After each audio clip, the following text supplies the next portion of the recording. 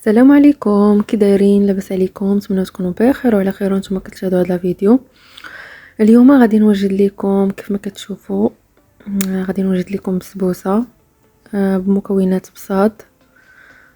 كنتمنى تجربوها. كل واحد وشنو كيدير فيها. انا كندير فيها هاد المكونات اللي كتشاهدوا معايا.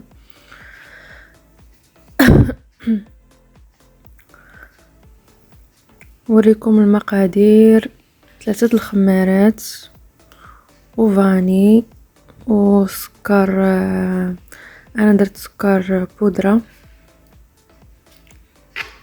و3 البيضات وجوج كيسان صغار ديال الحليب كيف ما كتشاهدوا معايا، وكاس ديال الزيت. غادي نبدا ندير البيض في مولينكس. 3 البيضات،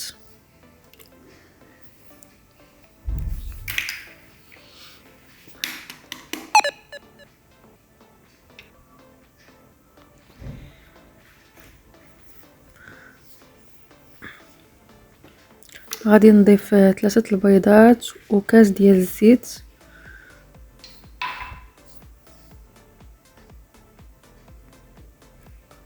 وكاس ديال السكر سنيده، وفاني ايديال كنطحنها مع البيض باش ما كتبقاش ديك ريحه البيض. كنطحنها معاها،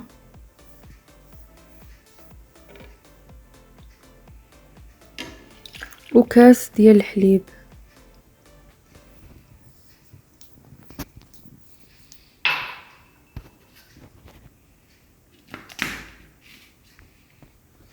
دابا غادي نطحن كل شيء نخلطه.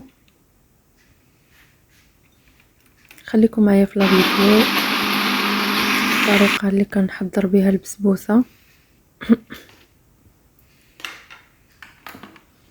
من بعد ما طحنته غادي نخويه في شي اناء دزاج او بلاستيك اللي موجود عندكم.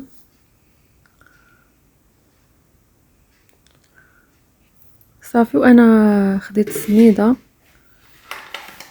زلافه وكنهز بالمعلقه على حسب عينك ميزانك. انت كتكبي السميده وكتشوفيها واش بدات كتقال. صافي، غندوز نعصر الليمون. درت 3 ليمونات هاد ماندارين. غادي نعصر قد هاد الكاس هذا وغادي نضيفو حتى هو. كنتمنى يعجبكم لا فيديو. ما تنساوش تشجعوني بلايكات وبارطاج. شكرا. غادي نكمل هاد الليمون كامل قد هاد الكاس. غادي نعمرو باش كيجي فيها داك المذاق ديال الليمون.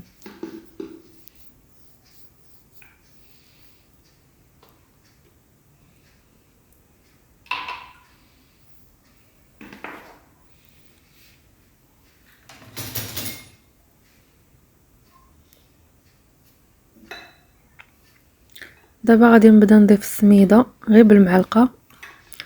هاد الزلافه تقريبا كلها درتها حيت عندي شويه الخليط كبير، حيت دايره الحليب و...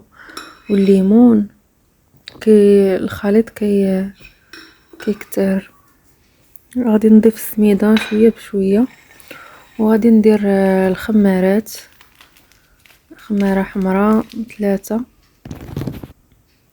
غادي نضيفهم كاملين.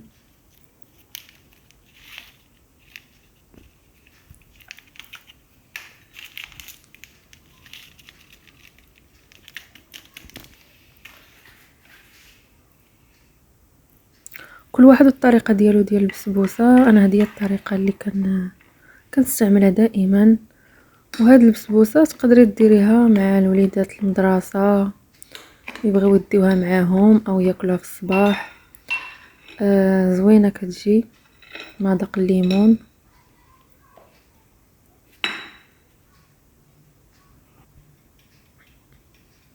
صافي، تقريبا ضفت ديك السلافه كامله ديال السميده. صافي، نبدا نخلط حيت البيض وسميتو طربته في مولينكس، ما نحتاجش ندير الطراب ولا شي حاجه، حيت اصلا كندير غير بسبوسه ماشي كيكه، غير كنخلط الخليط وصافي. صافي من بعد ما قاديت الخليط كامل و على حساب السميده اللي عندك وعلى حساب الخليط اللي عندك، كتخليه حتى الخليط كيجي خاطر وصافي. غادي نجيب المول دابا ديال الدجاج وغادي ندهنو بالزبده مزيان ومن الجناب باش ما تلصقش البسبوسه.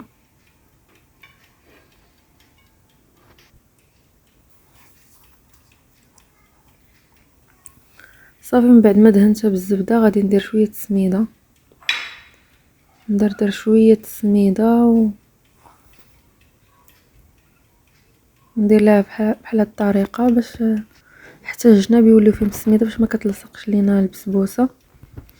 صافي غادي ندير الفران يسخن على 250 درجه الفوق والتحت، ومن بعد ما كتخشي البسبوسه كتخلي غير لتحت، كتشعلي غير على لتحت صافي باش كتطلع بسبوسه.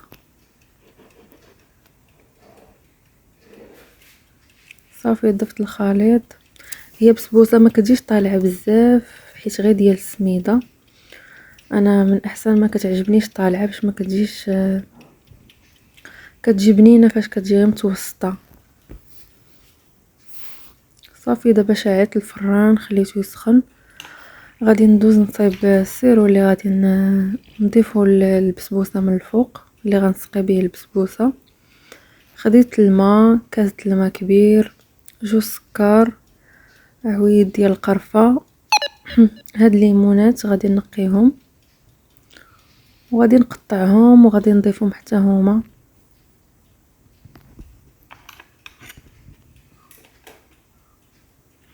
صافي قطعتهم وغادي نضيفهم مع هاد المكونات اللي درت في الكاسرونه وغادي نشعل عليهم العافيه ونخليهم يطبخوا مزيان حتى كيولي على شكل السيرو ديال الليمون. خليكم معايا في لا فيديو، ما تنساوش تقولوا كي جاكم هاد الطريقه اللي كندير بها بسبوسه.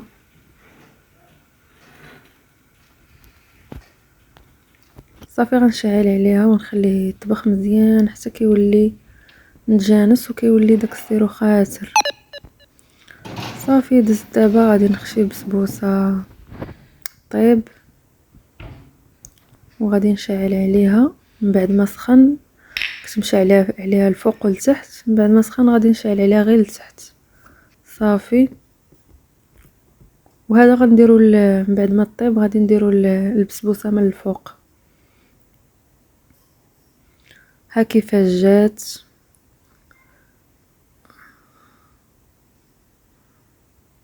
درت لها شويه هكا سكيتها بالفرشيط باش كيدخل داك السيرو، من بعد ما وجدت السيرو كيجي على هذا الشكل هكا.